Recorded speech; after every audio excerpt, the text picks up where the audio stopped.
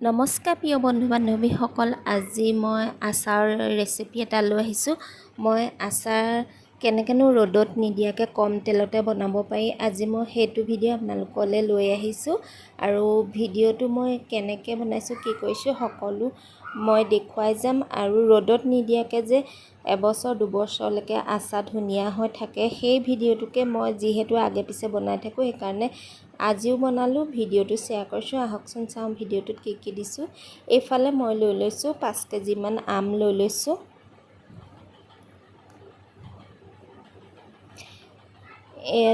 দেখিছেনে, মই 5 কেজিমান আম লৈ লৈছোঁ। কাৰণ মই সৰহকৈ বনাই থ'ম, সেইকাৰণে মই বেছিকৈ আম লৈছোঁ। এইফালে মই আমখিনি কাটি ল'ম। আমখিনি অকণমান বাঁহ ধৰিব লৈছে, সেইকাৰণে কাটোতে অকণমান দিগদাৰ হৈছে। আৰু একো নাই, মই দাঙি পেলাই ধুনীয়াকৈ মই কাটিলোঁ।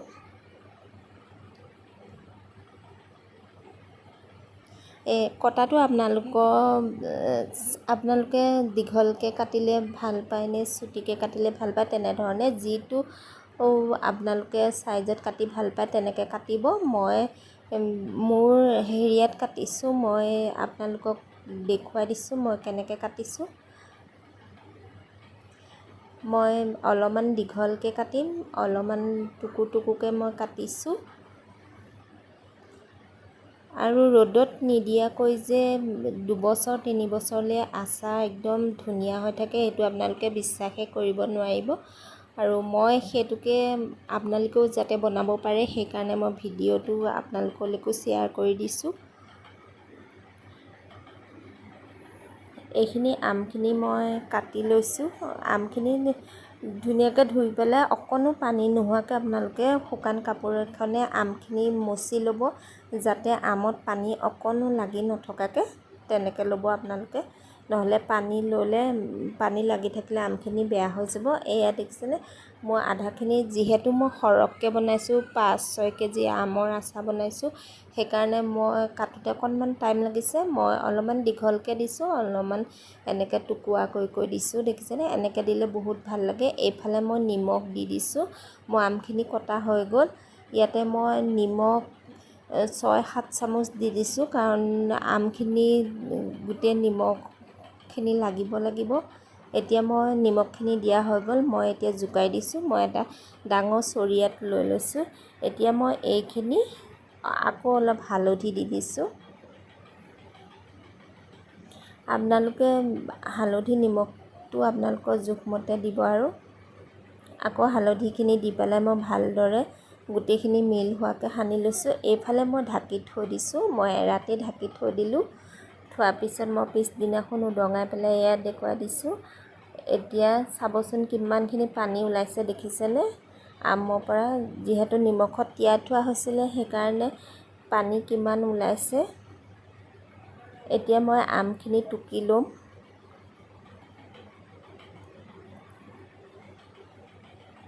মই এটা খৰাহী লৈ লৈছোঁ, খৰাহীটোতে মই আমখিনি ভালদৰে টুকি থ'ম। আপোনালোকেও এনেকৈ খৰাহী বা ফুটা থকা কিবা এটা লৈ ল'ব, তেতিয়া পানীটো যাতে গৈ থাকিব পৰাকৈ। এয়া মই খৰাহীটোত ঢালি দিলোঁ আমখিনি।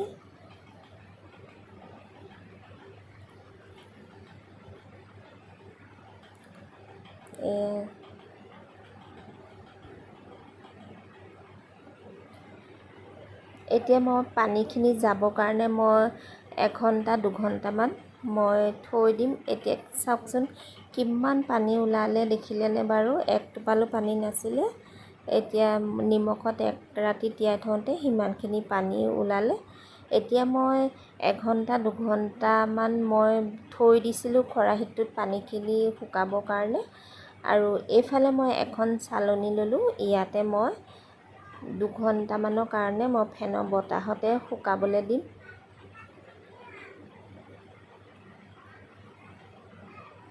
বহলকৈ মই মেলি দিছোঁ চালনীখনত।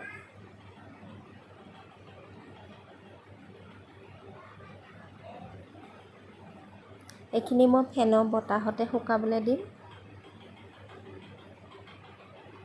এয়া দেখিছেনে, যদি আপোনালোকে ভাবে অলপমান পাতল পাতলকৈ মেলি দিওঁ বুলি ভাবিলে ইয়াৰে দুভাগ কৰি পেলাই মেলি দিব পাৰিব, তেতিয়া আৰু সোনকালে শুকাব। এইখিনি দেখিছেনে,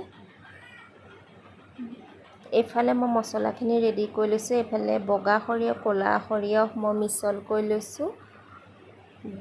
ডাঙৰ চামুচ এখনে মই 3-4 চামুচ লৈ লৈছোঁ। এইফালে আজৱাইন লৈ লৈছোঁ, কাৰণ মোৰ আম বেছি, সেইকাৰণে মই মছলাখিনি বেছিকৈ ল'বলগীয়া হৈছে। এইফালে জিৰা লৈ লৈছোঁ আৰু এইফালে চপ লৈ লৈছোঁ।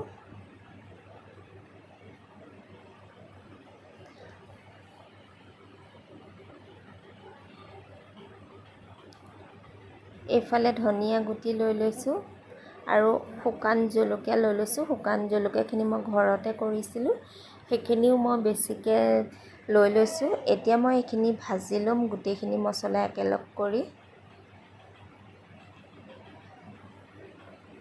একদম কম জুইত মই ভাজি আছোঁ। একদম মছলাখিনি দেৱাই পেলাব নালাগে, অকণমান এটা গোন্ধ ওলোৱালৈকে ভাজি থাকিব লাগিব। আৰু জুই হিটটো কমাই দিব। এইফালে মোৰ মছলাখিনি ভজা হৈ গৈছে। এইফালে কেৰাহী এখনত মই তেলখিনি গৰম কৰি লৈছোঁ। তেলখিনিও মই বেছি তেল নিদিওঁ, কাৰণ 5-6 কেজি আমৰ জোখত মই তেলটো দিছোঁ। কম তেলতে বনাম, সেইকাৰণে কমকৈ দিছোঁ। এইফালে মোৰ মছলাখিনি ভজা হৈ গৈছে আৰু ইয়াতে মই হিং অকণ দি দিলোঁ তেলখিনিতে। এইফালে মোৰ ঠাণ্ডা হৈছে। মই এতিয়া মিক্সি জাৰটোত মই গোটেইখিনি ৰেডি কৰি পেলাই পিচি ল'ম। জলকীয়া ঠাৰিকেইডাল মই ছিঙি দিছোঁ। এইখিনি ঠাণ্ডা হৈছে, মই এতিয়া পিচি ল'ম মছলাখিনি।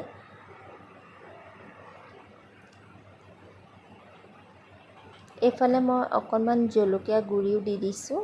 এয়া মোৰ মছলাখিনি পিহা হৈ গ'ল। একদম গুড়ি কৰি পেলোৱা নাই, দেখিছেনে, এয়া আধা খুন্দা কৰি পেলাই লৈছোঁ মই। আৰু একদম মছলাখিনি গুড়ি কৰি পেলালে ভাল নালাগিব আচাৰখিনি। এইফালে মই এটা চৰিয়া লৈ লৈছোঁ। এতিয়া মই মছলাখিনি সানি ল'ম। এইখিনি মই লৈ ল'লোঁ চৰিয়া এটাত। এতিয়া মই মছলাখিনি দি দিম ইয়াতে।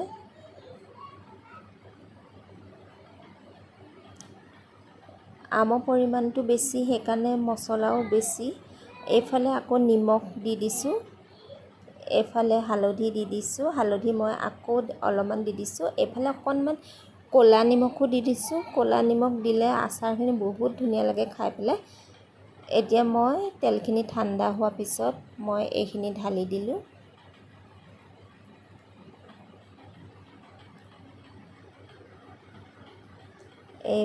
এইবাৰ মই গোটেইখিনি মছলাটো ভালকৈ আমত সোমাই যোৱালৈকে গোটেই মছলাখিনি মই মিক্স কৰি ল'ম ভালদৰে। এয়া দেখিছেনে, মোৰ সনা হৈ গৈছে। আৰু এনেকৈ মই 2 দিন চৰিয়াটোত ঢাকি থৈ দিম।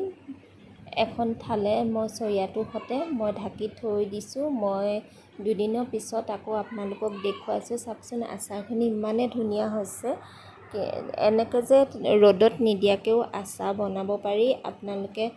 তেনেকৈ আপোনালোকে 2 বছৰ 3 বছৰলৈকে এনেকৈ কৰি থৈ দিব, তাত একো নহয়। আৰু এয়া দেখিছেনে, মই 2 দিনৰ পিছত দেখুৱাই দিলোঁ। আৰু ইয়াতে মই বিহ জলকীয়া 2টামান মই কাটি দিলোঁ। সেইখিনি মই দেখুওৱা নহ'লে, কাৰণ মই টেঙা জ্বলা হোৱাকৈ মই আচাৰটো বনাইছোঁ, সেইকাৰণে বিহ জলকীয়াকেইটা দিয়াটো নহ'লে। আপোনালোকে যদি জলকীয়াটো দিম বুলি ভাবে দিব পাৰে। আজি ভিডিঅ'টো ইমান আছিলে, ধন্যবাদ।